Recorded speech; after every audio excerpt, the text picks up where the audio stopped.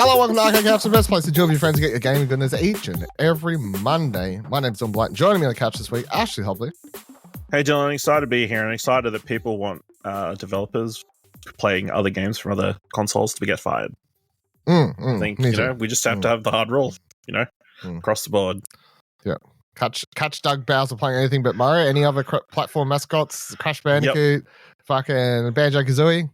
I mean, loyalty these days, am I right? Yeah. Doesn't exist. Also, Cherie Henriques. Didn't you guys know it's in the contracts, right?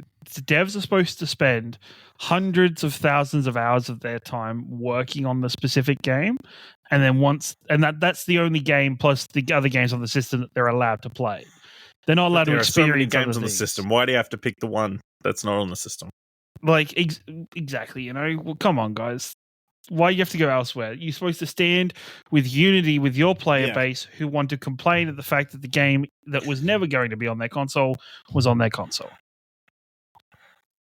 I'll have the caveat. You can play the game if you're making fun of it.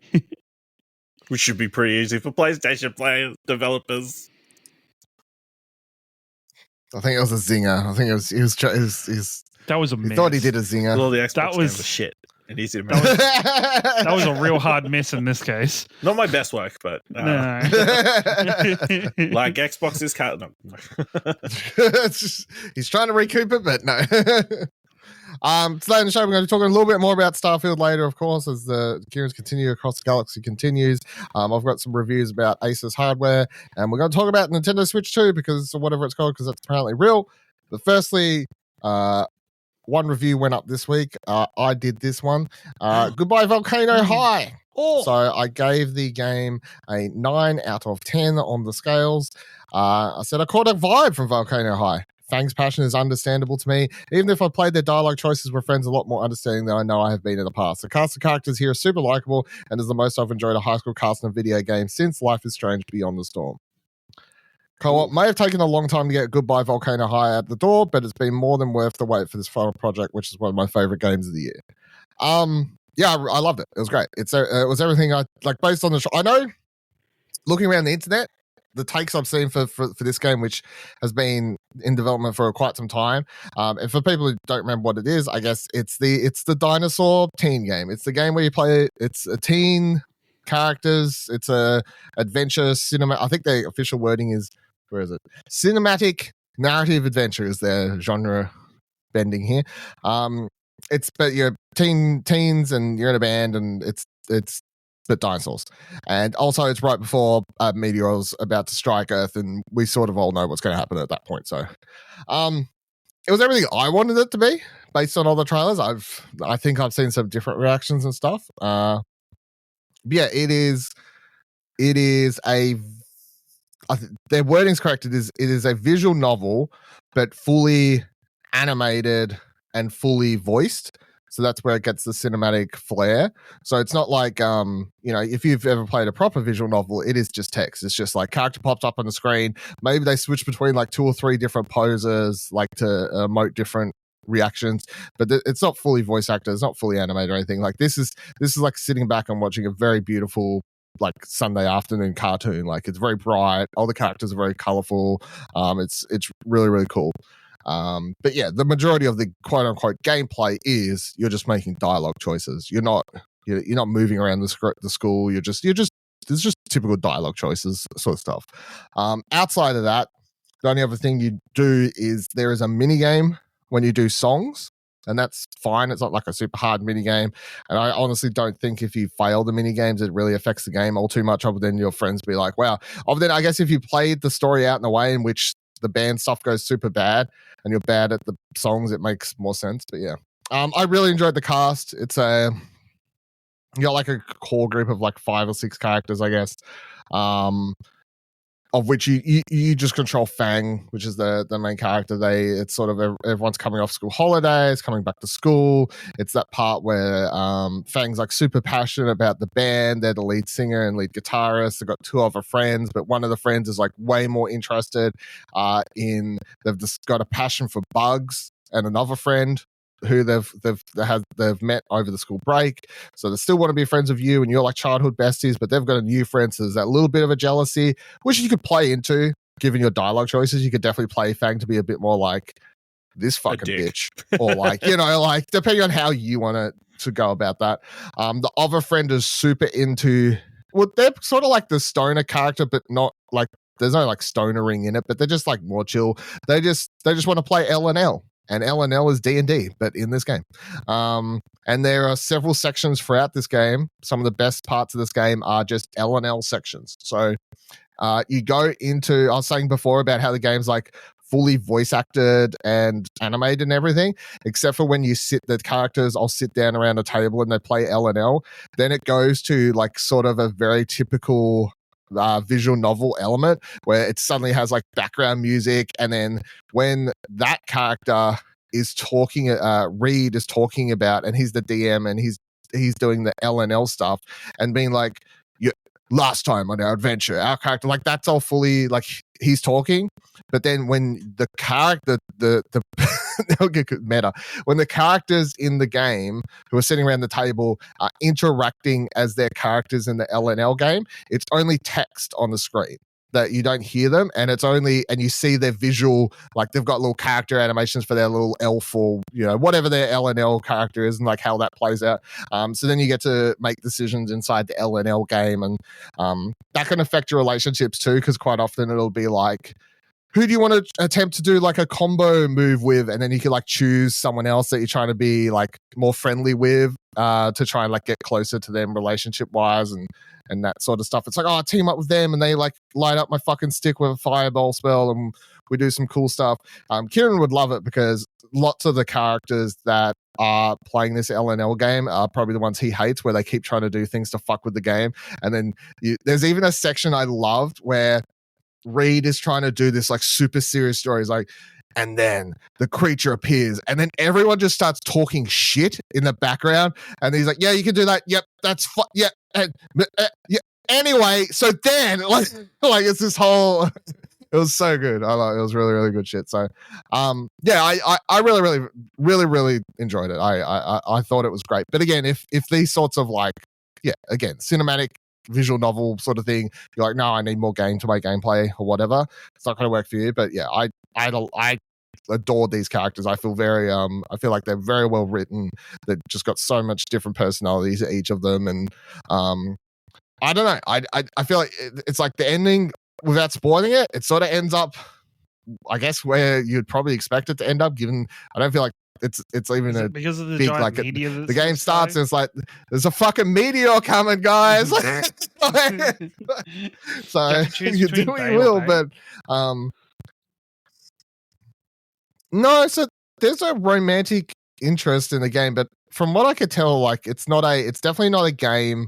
It's not a romance game. It's not a hey, every character's fuckable. There's like one or two people, I guess you could lean towards, but the game is not, unlike a lot of these genres and similar sort of games, the game's definitely not interested in that a lot of your choices being around romance. The game's more interested in a lot of your choices just being around friendship and who you spend time with and like who you are, your version of Fang, less so than romance choices, which I did like, because there's certainly a lot of these games where it's like it just falls down the romance, who do you want to fuck rabbit hole. So really good. It's on PlayStation and the personal computers, so good shit. Alrighty, let's get into Starfield then. So Kieran, catch us up. Last week you I think you said around 10-15 hours at the time. Mm-hmm. You've now doubled that. You're onto New Game Plus. So without, you got your two aspects to do this. So how did your first playthrough go? How much did you end up enjoying that? Pluses and negatives. And then with everyone raving about how mind-blowing New Game Plus is, apparently, without spoiling it, of course, like how is this true? Okay. I've really enjoyed playing Starfield. I was trying to like divide it up in my head. I really enjoyed Starfield. As I said last week, I was mainly focused on the main storyline, and that's mostly what I played throughout the I think it was like 27, 28 hours before I fully clocked my first playthrough. And that is with me pretty much mainly sticking to the main storyline. There were a couple side missions I did here and there, and I went off the beaten path to get myself a better ship to finish the game with at one point towards the end there. But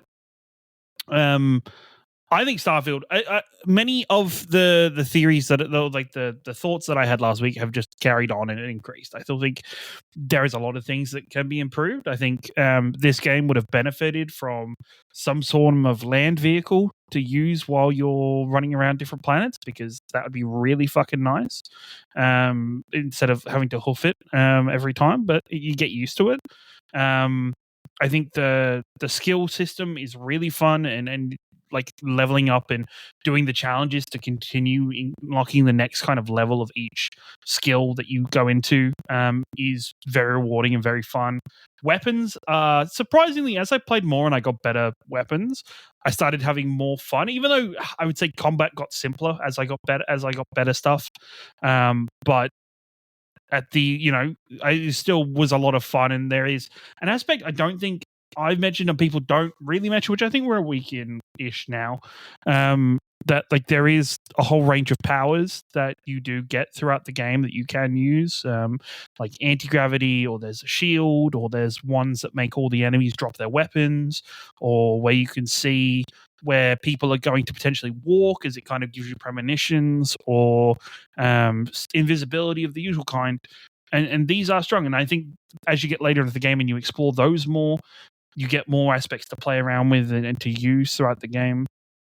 The game story, I think, it was very cookie cutter, I guess, and then it picks up and it gets really interesting, and it heavily buries its narrative into the idea of what New Game Plus is going to be. It very heavily, like, New Game Plus has an in-universe reason for happening, and is your same character going through it. I've literally just started it. It brings some very interesting aspects. I think this time for New Game Plus, I'm playing this with a little bit more of I'm going to do a lot of side quests, and I'm going to explore a lot of things I didn't get to in my original playthrough. And I think that's reflected if you want to role play a character. I think the first life, you want to call it, or the first game, was very much my character being focused on the journey that was happening in the Constellation main quest. And now it's got to the point where it's like, okay, now he's going to live his life and actually do things that is beyond that. And he's comfortable with what's happened there and go. Because even though I loved my playthrough in the first, I do think the game, even though it's very weird, right? So many developers and so many online influencers and people who have played to New Game Plus, so many people say, oh, the game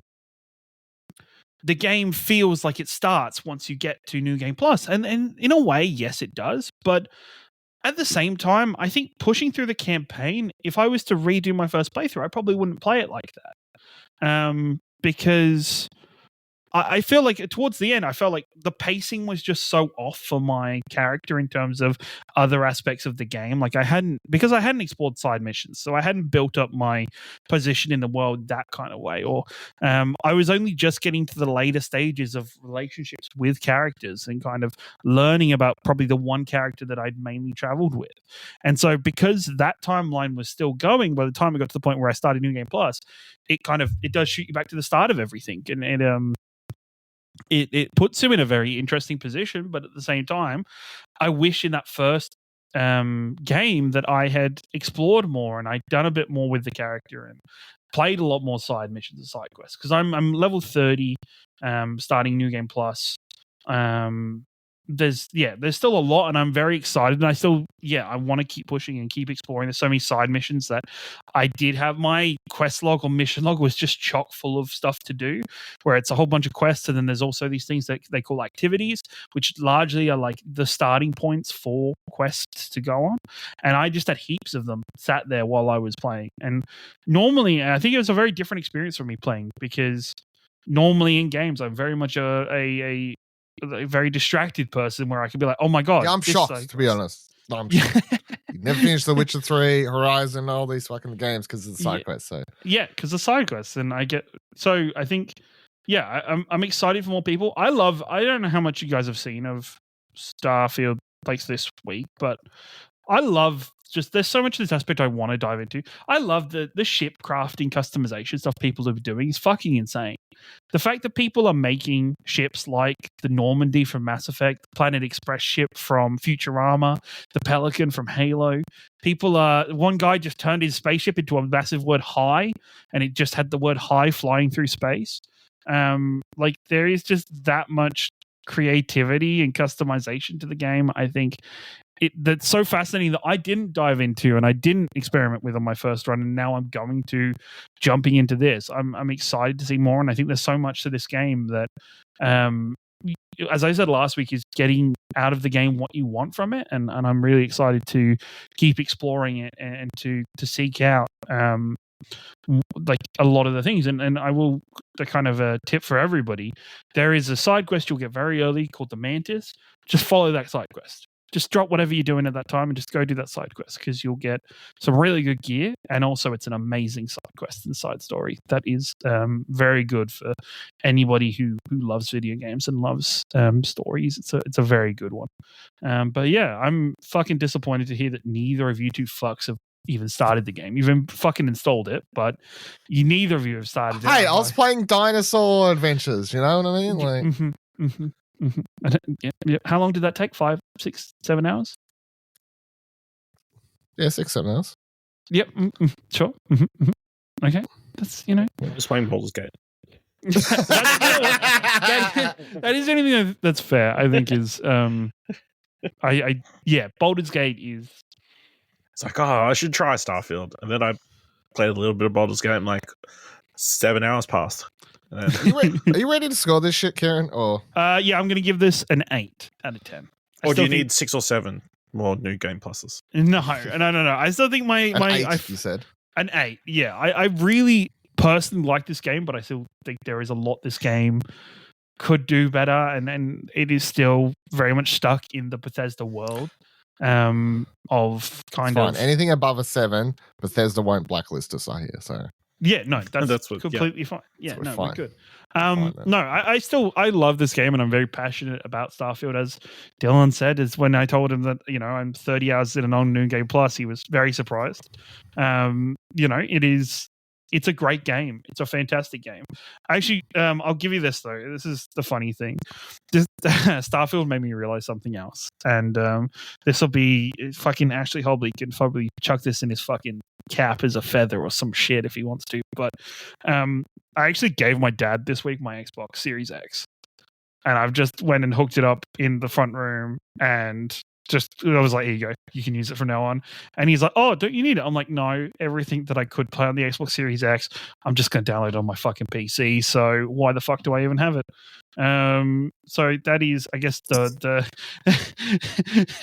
that is the win, I guess, in terms of the console battle and the battle of what Xbox are doing with Game Pass and stuff. I love it. I love Starfield and I love Game Pass on my PC. It's just, I guess in terms of the console was slightly pointless for me, and I pre-installed Starfield for Dad, and I've hooked it up for him so he can enjoy the Game Pass at his leisure.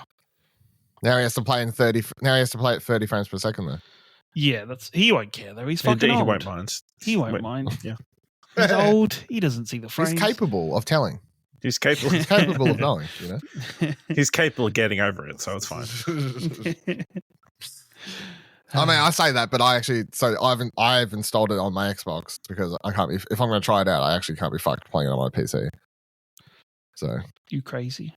I was tempted to install it on the Rogue deck. You should still do it. Is there even enough space on the Rogue deck? It's crossplay. Just if I delete nearly everything, yeah. Can you have a portable hard drive attached? Yeah, I mean, technically I could. It acts like a laptop, so you can do whatever you want. Run off that, yeah. Run like shit, but. I don't get a portable SSD. That's Bethesda they're intended. I mean, I could just do. Technically, I could just try doing. Do you see? I don't know if you guys could just try. And I think this is an impressive thing in terms of Bethesda's good old engine and stuff. The person that filled their cockpit with potatoes, that just had 20,000 potatoes just in their ship's cockpit, and when they open the door, they all just spill out everywhere. I was like, you know what? For a game that's apparently supposed to run like shit, Did you see the clip of the person who was trying to take off from a planet? They was trying to take off from their planet, but they couldn't. And they turned around and there was a fucking giant creature there or something. No, I did not. That's awesome. Yeah, some shit. They were like trying to take off. They're like, why the fuck can't we take off? And it was because there was something on their ship and they didn't realize. Oh my God. And they turned around and some creature got onto their ship and was like trying to kill them. Oh my God. That's insane. I did not see that. No, that was like The Last of Us.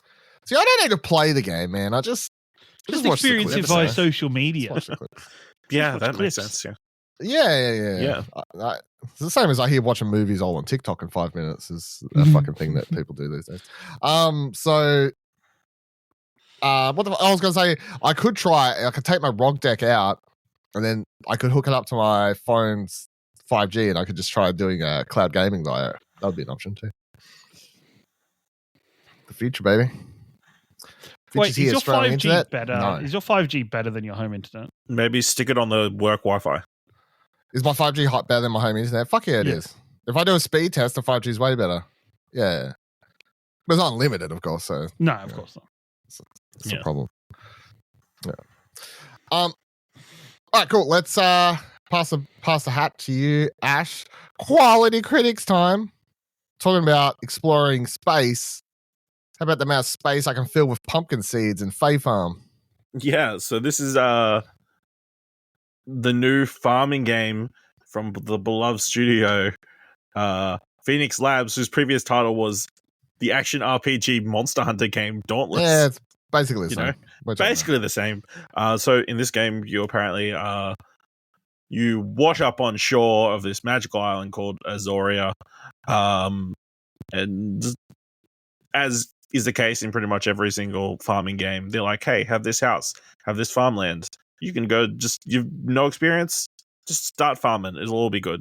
But then there's magic abilities and stuff to help you make the chores and stuff a little bit easier.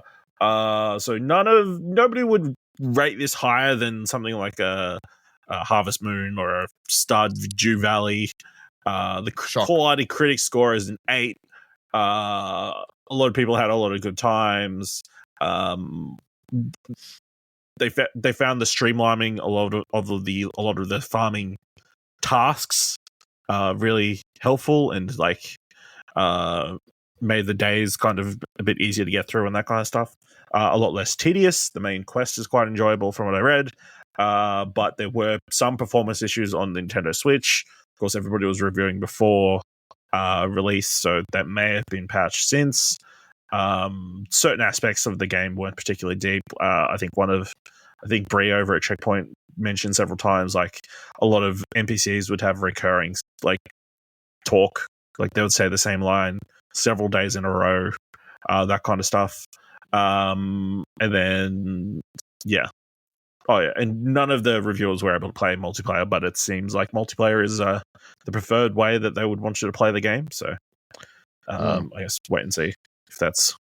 I was listening to Kind of Funny podcast. Joey Nadell was talking about her time with the game. Said she really liked it. She played 40 hours or something, but again, felt like was disappointed didn't get a chance to try out multiplayer because there's dungeons in this game and you can do those in multiplayer. So yeah, apparently dungeons are a big thing in. Apparently, Stardew Valley has a bunch of dungeons in it. Stardew Valley has a lot of dungeons. It's where all you do like the mining. Never knew that. The diamond collecting and stuff like that. Did not know that at all. And the reason people want multiplayer so bad is so everybody gets that attentive to detail and boring friend that does all the work around the farm while the other people run around romancing people and doing all the fun stuff. Fair. I know that's what I like. Well, how long did it take Stardew Valley to get multiplayer? Like 10 years? It was a while. Stardew Valley was in early access, though, right? This has been released early access. This was just released. No, this is released. This is full release. This is full release. Yeah, Stardew Valley was in early access for a couple of years when it was first released. I don't know why. Maybe it was just the marketing got, but this one, I'm glad it got decent reviews, but this is sort of one of the most high-profile recent released farming sim games. Yeah. Open my Quality Critics article with nowadays you can't throw a stick at an indie or wholesome showcase and not hit a farming sim of some kind. At least which they'll take that stick and craft into a tool or whatever. Yeah. And from all the ones that were showing up in the showcases, this was the one that was always like, this is the one. Pretty cool. Well, it's got the magic element, which is different. So, yeah. I'd seen this one in terms of like influencers being invited to play the game and to feature the game on YouTube. Maybe just had more channels marketing in vlogs and stuff. I think it just did market itself very well, or had a larger scale budget than most things. Had that Dauntless money behind. Game killed it. I know what you're talking about. It's really popular.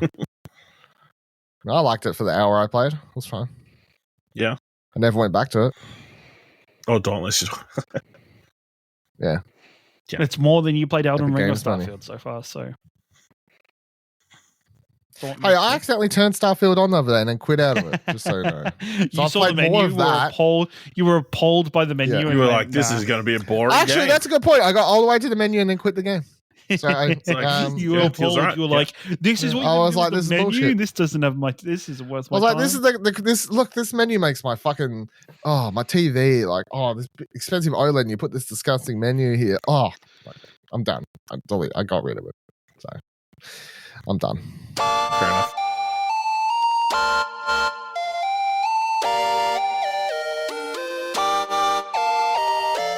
All right, two other things I put up reviews for this week that aren't games are a mouse and a keyboard sitting in front of me currently at the moment. ASUS ROG Harpe Ace Aim Lab Edition, which is a fucking mouthful, and then the ASUS ROG Azoth keyboard. I think you mean Roggers. Roggers. Yeah, that's the ones. So I gave the mouse a 9 out of 10, and I gave the keyboard a 9.5 out of 10. They're both fucking killer. I'll run down the mouse quickly because it's the simplest fucking mouse ever. It is, so in my hand, this is the lightest fucking mouse I've ever used. Oh, you got like a super light. I'm jealous. It's like next mouse. It is 54 grams, and it's actually a full-sized one. That I reviewed a mouse last year that I thought was light, and it was like a mini size, like not a proper full-size one, and that weighed more than this. So this thing weighs nothing, to the point that when I opened the box and I picked the mouse up, I actually thought it was like a dummy that I have at work, like when we get sent like dummy phones and stuff like that. I thought this was just a fake unit with no tech inside it, like it was just a casing. That's how light this is. And I'm going to be completely honest, because they sent this for review and I have to, these are loan units I got to send back, although no one's asked yet, so don't tell ASUS. First thing I fucking did was I was like, this thing feels so light. Like, is this just going to break? So I hooked it straight. I just put it straight on my desk. I just tried to break it straight on. Like, I just squeezed the fuck out of it. I was like, will this break? And the answer was, it's fine. It didn't break. Okay, good. What was your thought process if it did break? That's the review done. I would have just emailed back. I think it'd just be like, look, the first test I ran it through was a sturdiness test. Didn't surprise. This mouse is an egg. It cracks really. I was just so worried because it's like weighs nothing. I got the sent for my hydraulic drill press channel, not my tech channel.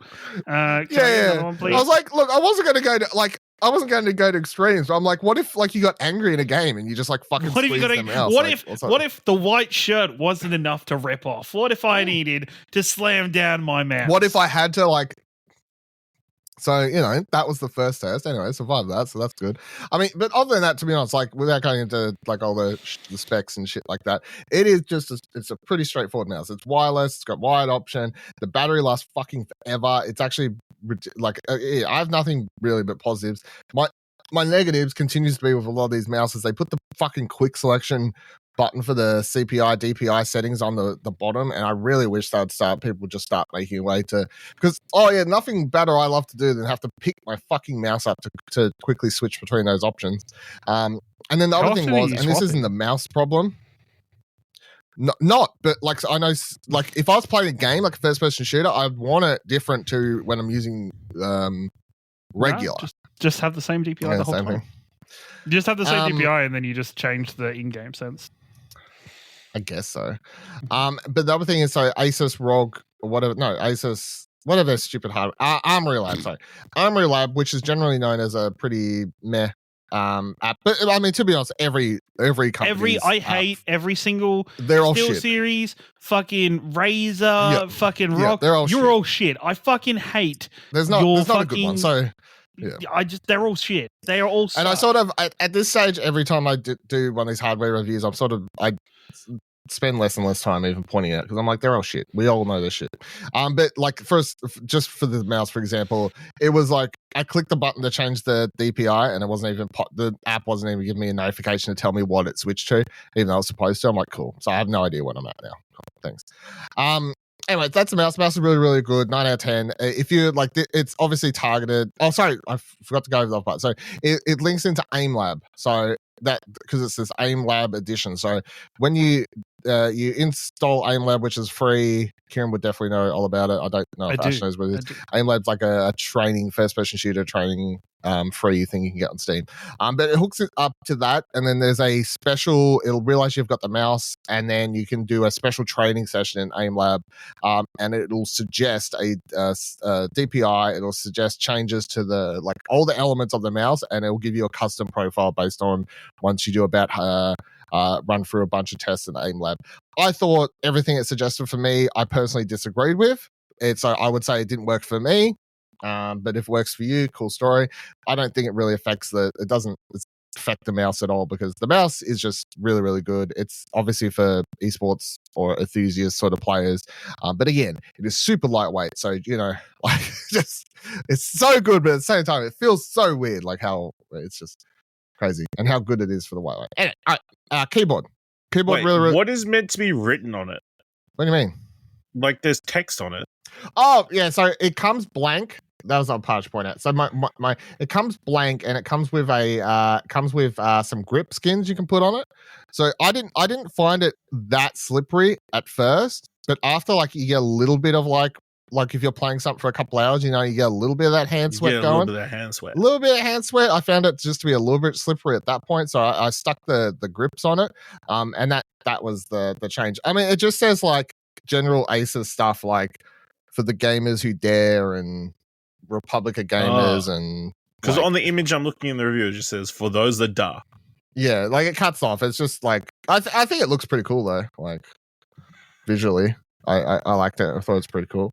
Yeah. I put the grips on it. I thought I did a decent job because I'm usually terrible at putting these grips on, to be honest, on anything. The last ones I put on a PlayStation controller or something, Lizard Skins, when I reviewed those, I completely fucked it. So, keyboard, Asus ROG Azoth, even though I always want to say Azoth or something. Azoth keyboard. It's a 75% keyboard, so it's still got your numpad and delete button and stuff on it, whereas I reviewed a mini a couple months back as well from a different company, and that was really cool gaming keyboard, but it like missing the arrow keys and stuff is really bad when I'm trying to like write stuff with a keyboard like that. It just wasn't. So it does have the number pad? Does have the number pad, but it has the up down like the arrow keys, and it's still got the delete key and stuff on the right in like one row. Like it's still got a bunch of the keys that you maybe. Is yours a 75%? Yeah, mine's a 75. So it's got that side. It just doesn't have a number pad on it or anything. Doesn't have a number pad. Doesn't have a number pad. No, it doesn't. Dylan kept mumbling the shit out of the word doesn't. So yeah, no, it does not. It does not. To clarify, it does not have a numpad. I got you. It does have delete button and key buttons. So yes, things. I really, really like this keyboard though. So it is both a really fucking cool keyboard and does a lot of things that I would just never touch. So it is 100% targeted at the custom keyboard market of people who prefer to. There's this whole group now, Reddit threads and Reddit places that devouring for people making their own custom keyboards. I wish I had the money to build a new keyboard, build one. So if you've got like all the money to invest, the problem with those is they're all, at least in my limited like upkeep with that community, from my understanding, they're all still like wide in, and they still cost like fucking $1,000. So, it's there, but for the people who really want to get to the game. So this is sort of coming into that market because from out, like when you open the box, they're like, here's a bunch of stuff to take off all the keys. Here's a lube station. Here's like instructions on how to like lube up your. Why is Ash? You fucking, you naughty boy. You child, you motherfucker. So it comes through with the like, article. It's like opening the box and looking at the side of the packaging can be daunting. Seeing a lube kit. Yeah, so it does have all that. Everything out of the box is pre-lubed though, so the way you want it, you know. Oh my god. So you don't really need to speeds up the process. Yeah. I think it would take a while before you would need to go in. I pulled off one key, had a little bit of a play around, but I don't feel like it's something that, like I would ever really spend that much time messing around with, to be completely honest with you. But the keys feel really, really good. So what is the official? I can't find it fast enough. No, I can't. They're not. So they're somewhere between. They're not. What's the main? They're not mechanical. They're mental blanking on the words now. They're not mechanical keys. They're like somewhere between, like where they're not. So they've got a little bit of click clack to them, but they're not like ultra silent either. They feel good. Are you just talking about the keycaps where it is mechanical, but it's just not the keycaps are just silent keycaps, or like they're not silent and they're not mechanical. They're not cherry. Yes, they're not cherry. They're not cherry tops. So the keyboard will be a mechanical keyboard, but it'll just be the cap type, and the button type will just be a different button type. That's what I'm trying to work out, and I can't find what they call it. But they're basically like cherries, but they're not. Yeah, they're like cherries, so they could be like blue tops and stuff like that. Like, so before anybody gets worried, yes, it is a mechanical keyboard. Because saying no, it's not a mechanical keyboard. I'm mixing up my words. It's a very bad thing, and I don't want it is a mechanical keyboard. No. Yes. So that's all. Yeah, so it's really good. It feels really good. It's got this like sort of like heavy thing to it, and when you press the keycaps in, they you can tell they've got that cherry feel, although they're not. And that's the majority of mechanical keyboards have those cherry caps and stuff that people are probably used to, even if they don't know what their keyboard particularly has. It's unlike the mouse, it is a fucking heavy keyboard. And I don't mean like it's a fucking, you know, you got to use two arms really to lift it. But as far as so was it 1,086 grams as they list it? It's definitely a heavy keyboard for the size. For it's 75%. A bludgeoning item. It's a bludgeoning item, 100%. And I like that though, because it like between the way it looks and the styling of it and this like gunmetal colored coating and the weight of it, it just has like a premium overall feel and look to it, which I quite enjoy. So the thing I didn't like about this one, and one of the reasons you're paying an arm and a leg for it, I think, is it's got this fucking OLED screen in the top right hand corner. And OLED screen. Yes, it's a fucking OLED screen. Now you can flick between and use this for multiple things. Like it's got a little toggle switch next to it and a button on the side you can press, and that toggles between like lightning, brightness, lightning effects for your keyboard, volume adjustment. You can switch it to change like multimedia if you're watching a movie or whatever. Like it's all pretty basic. And then, but the coolest thing I guess you can do is you can customize and make a GIF. You can put whatever you want to be a GIF in there. And for whatever reason, I just cut out this moment from the Detective Pikachu Returns trailer, and that's currently what I have just on loop in front of me at all points. So, which I then made into my own GIF to put into the review, which I think is super fucking meta. But that's how we roll it here. You know, double GIFed over here. So done that shit. But I'm like this. I just think I'm like, I don't get it. Like this does nothing for me. Like it does right next to it in very, very small part on the OLED screen. It does tell you the battery life of the keyboard, and it does tell you if it's in wired, wireless, Bluetooth mode. I'm like, I guess that's handy, but I'm also like, I just don't feel like this keyboard's pretty fucking great. And if you take away that screen and then you cut the cost down, I don't feel like I would be angry about that. Did you make it post notifications or something? Or? No, that's the thing. It doesn't do anything. Like, customizable. Yeah. No, it's not that customizable. You just get like a little. It's like, I don't know. Like it may be for other people, this is like, oh, but I love being able to put a GIF there. That's like so cool. I'm like, okay, cool, good with for the you. RGB lights or whatever. Yeah, and look, and like I have the RGB stuff on like pretty like basic. You know, I don't need them blaring in my face like a fucking rave. So I don't know, but it's so it's $3.99 RRP in Australia, which isn't. I've seen more expensive, but you know. I'm just like, the OLED screen definitely is part of that cost. And I'm like, I just don't know why you're paying. Like, I don't know what it supplies. Outside of that, the keyboard is fucking banger. It feels fantastic to both game with and write with, which anytime I've done a keyboard review, I sort of come from these angles where I'm like, cool, like this keyboard was great when I was gaming.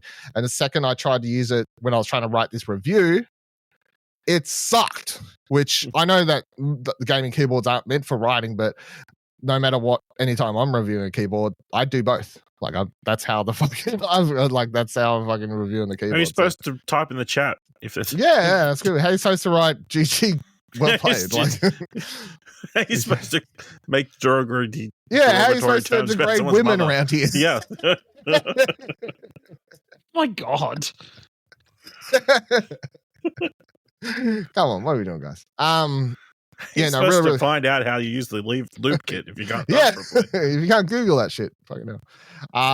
So yeah, I really loved it. Definitely wish. I mean, look, I'll put it this way: if ASUS doesn't email me and ask for this bad boy back, I'm not gonna be mad. I'll just keep using it.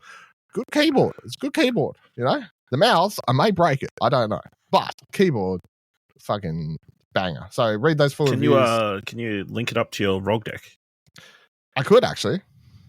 100%. Yeah. It does. I don't know why you would do that. Other than if you were playing it on a monitor, like hooking your ROG deck into a monitor. At that point, cool. I guess it works. But you're switching. Yeah, if you're switching it, but at that point, I'm not going to lay in my bed. I'm like, time to get comfortable and play some games on my bed. Let me just fucking grab my keyboard and mouse out. Put a pillow on top of me, like, I'm fucking gaming, guys.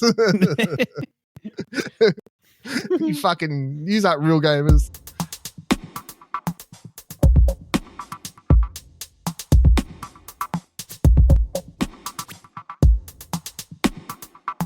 Let's get into news story. Well, the only news story I was going to talk about this week. So, following the rumor from journalist Jez Corden posted on X, my brain for a second went, have I fucking wrote a mistake here in my article? Like, I'm like, why have I left an X here? And I was like, oh, wait, hold on. X is Twitter. Just got posted on X last week. Eurogamer and Video Game Chronicles now report that Nintendo did indeed show the Nintendo Switch successor behind closed doors at Gamescom. According to both outlets, Nintendo showed tech demos of Nintendo Switch successor to select press members and others involved in the game industry. One of the tech demos was The Legend of Zelda Breath of the Wild, although Eurogamer noted that this was just a tech demo and not the game Nintendo plans to release for the console. VGC had another source that claimed Nintendo also showcased the Matrix Awakens Unreal Engine 5 tech demo, which would be impressive if running on Nintendo Switch successor. Everyone believes that the unannounced Nintendo Switch successor will be released in 2024, presumably at the back end of the year. Whether the console will be revealed before the end of this year is the question most people seem to be working out. So, how do we feel now that basically, I mean, this is the thing. I feel like it's not mind-blowing news because there's like that element of like a week ago, before all these reports saying these stories, you would have been, if someone was like, Nintendo Switch success is probably going to come out in a year, you'd be like, yeah, probably. That makes sense. Like, it's not shocking news or whatever. But now that you know that, look, Eurogamer, VGC, like, I'm 110% this is the thing that was happening, right? Because like this isn't a rumor story to me. This is just a like I'm firmly, this is just fact, right? This is what was happening at Gamescom. So Gamescom, Nintendo chose to show it off to very select members there. Why do we think that's happening? And do we think that leads to a potential announcement of the console coming into 2024? Kieran? It kind of has to, right? Like, if they're at the point where they're comfortable showing it to, you know, probably higher members of media and other developers, or kind of getting people, like especially other devs, like getting them on board and prepared to make something for it, or kind of getting on board to get them to keep it in mind for their future game plans. I think it's got to be 80%, right? Like it's got to be pretty much ready to put in your box and ship at some point. So you would think we should expect that announcement, where that announcement comes. If Jeff Keighley's managed to hijack it and put it in the Game Awards, or if they do their own showcase for it at random, we'll yet to see. But I think it's very likely to get it announced, and it probably be edge her release holiday next year. There are rumors of Nintendo Direct currently floating around to throw that into the thing. A Nintendo Direct being announced for this week wouldn't be shocking at all, to be honest. Ash, what are you thinking? Yeah, I think it's not surprising that they did this. I think it's surprising that they didn't slap a bunch of NDAs in front of these people testing it out beforehand. I'm sure they did. But then the information got out and they know. So, yeah, I mean, it's not surprising, like way out before, something is officially confirmed or released. You show the tape to the other developers who will actually make games for your console. So, assuming it is a year out, it makes sense. Gamescom, you put it there in front of a bunch of developers. I'm sure it'll be shown to a bunch of developers in Tokyo Game Show in a couple of weeks. Probably, I imagine, confirmed early next year once they get design and stuff like that down. Yeah, well, I guess this is because I don't believe they actually had the console. They just ran it on PC based on specs. Well, they could have had the console, and by the console, it's literally the parts, not in a any form of in a final product. In a final product at all. Yeah, I mean I guess the problem. Let me go this way. How long is a good lead time? Let's say, how many months after announcing a console, giving yourself time to announce it, a couple months later, give some more details, a couple months later, give the release library, a couple months later, release it. You know what I mean? How long is a good run of for the news cycle sort of thing? Karen? I just think it's like holiday to holiday, right? You announce it the holiday prior to it, or like that October through to November, December period. You announce it then through the checkpoints of gaming media or directs, you announce more and more information as you go, and then you have it released for that once again September, October, November period the following year. Well, looking at the Nintendo Switch was announced October 20th, 2016, released March 3rd, 2017. So that's 5 months. Yeah, 5-6 months. 6 months. I mean, it's a solid lead in. Perfectly honestly, Nintendo, if they announced it, they only need a month lead in, and they'll probably get solid sales numbers. I think the Switch was they're in a very different The Switch position. needed it. It depends on how different I wouldn't even say next console's going to be. I wouldn't even say the Switch needed it because it was the Switch. I just think Nintendo needed to get the console out because of the position it was in at the end of the Wii U era. It needed to not only get the Switch out and get the Switch into people's hands, but also there was the rumblings, the rumor mill of PlayStation 5 and Xbox Series X are coming. So we need to announce this, get this console out into people's hands well in advance of when people are going to be getting. And even yes, Nintendo generally don't give a fuck about the big two and they're in their own little island or whatever. But I still think they don't want to go head to head. Exactly, right? They don't want to be releasing at the exact same time. They put that in the Nintendo, and it worked really well. The Switch was in a great little spot when it was initially released, and it was well preceded PlayStation 5 and Xbox Series X. I think this year or now they're in such a good position with the Nintendo Switch. I think they are able to have a longer period of time in between announcing and launch. I feel like the only reason I think they wouldn't reveal it anytime soon is just because of what's coming in the later part of the year. I just don't know if the revealing of the console eats up. So you've still got Super Mario Brothers Wonder, Detective Pikachu Returns, whatever else, DLC for Pokemon, 2 DLCs for Pokemon, I guess, technically. Yeah. I don't think any of those are that doesn't big matter enough. because we assume it's all going to be backwards compatible. So fucking knock wood, mate. But also, I don't think any of those are big enough to delay Mario the announcement for. Fuck no, no, I don't think Mario so. is. I don't think Mario. selling them this Mario Switch, you know. They are selling the Gotta get Mario one of Switch. them. That is one thing. You don't want to announce a new Switch when you're trying to sell a new edition of the Switch. Yeah, and you literally a red one that does where all the extra details are hidden away. Did you see they got like coins hidden in the back? Yeah, like it looks cool, but I'm like, cool, it's just a red console until you go looking for the secrets. The red looks really nice though. It's a really nice red. Like it's a nice. It does look nice, but like you wouldn't tell it's Mario until you go looking for the coins and shit.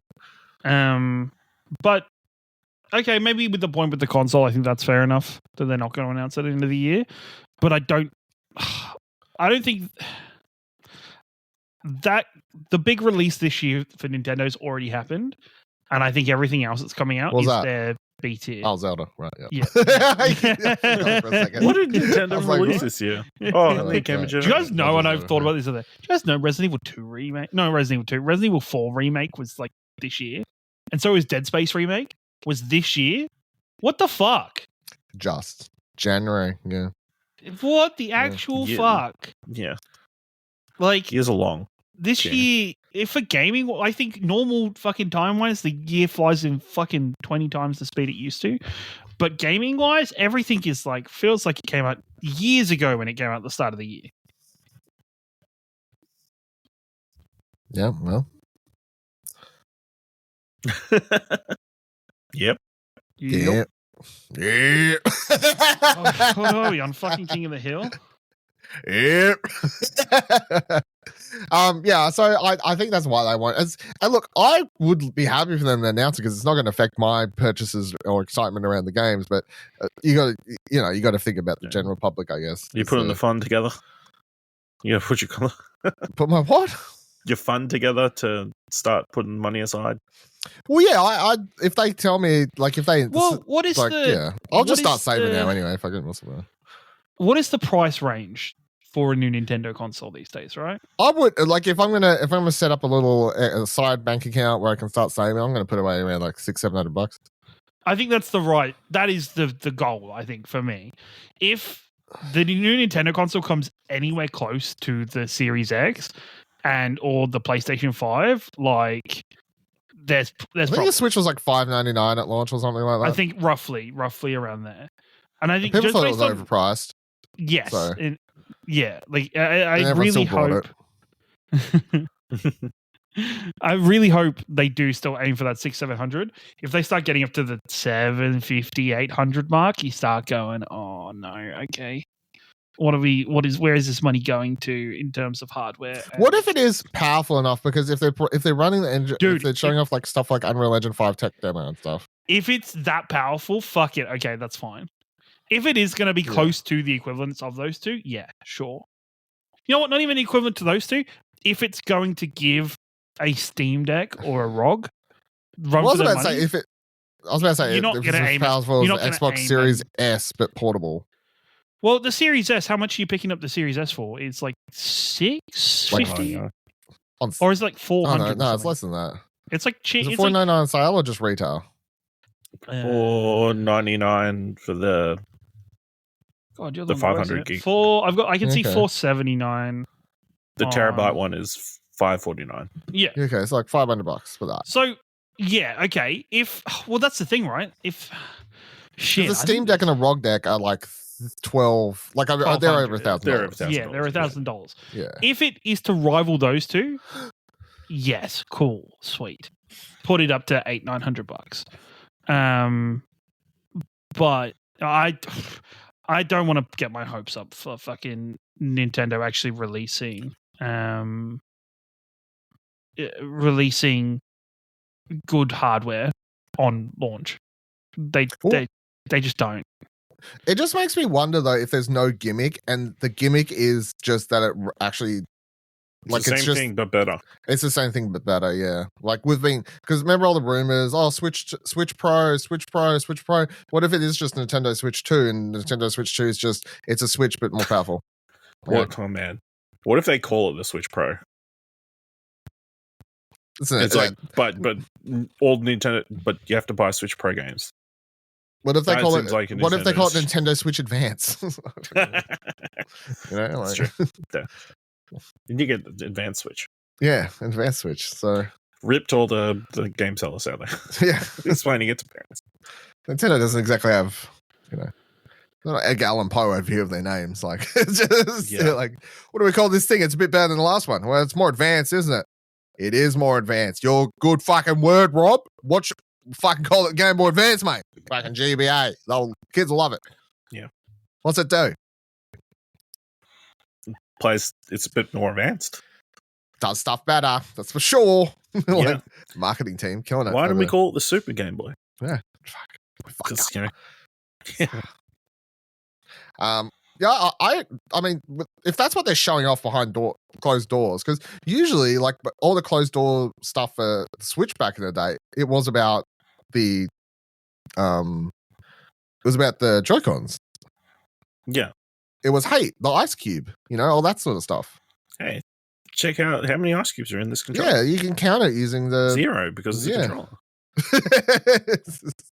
Yeah, like, oh, we can do all that sort of stuff.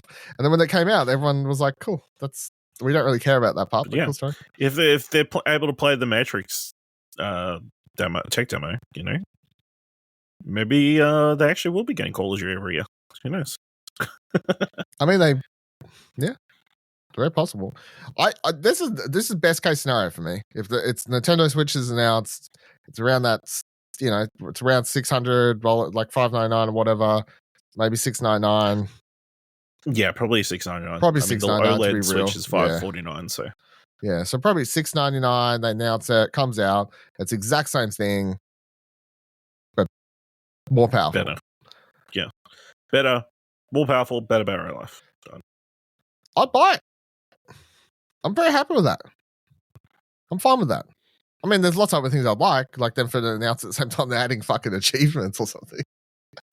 But that's a revamp of the online system, not really the console. Yeah. No, the thing is, right, if they're doing the console, they need to do like just do everything at fucking once. Do a whole infrastructure at the same time. Release it all at the same time.